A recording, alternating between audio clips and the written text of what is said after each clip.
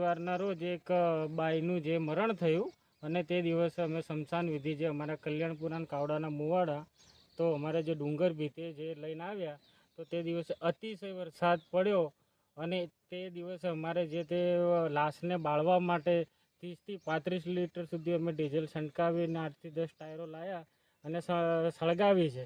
તો આ કોઈ બી વ્યક્તિ કોઈ બી સમયે મરે એનું નક્કી હોતું નથી.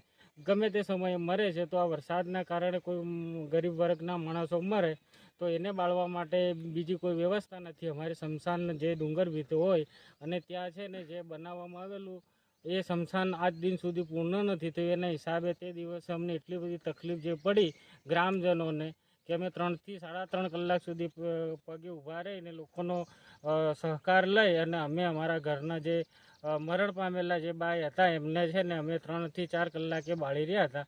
તો એ અનુસંધાને મારું એમ કહેવું છે કે જે ગ્રાન્ટ તો વપરાઈ ગઈ છે કે જે બાકી છે એ અમને ખબર નથી, પણ બીજા સમયે કોઈને આવા સમયે જ્યારે આવું બનાવ બને તો એના માટે જે આ સ્મશાન છે બનવું જોઈએ અને કાયદેસર લોકોને બીજું તો નહીં પણ જ્યારે મરણ પથારીએ જાય તો ત્યારે શાંતિથી બળે એટલું અમારા માટે અમે ગામ લોકો અને અમારી જે તેની રજૂઆત છે ને એ થવી જોઈએ.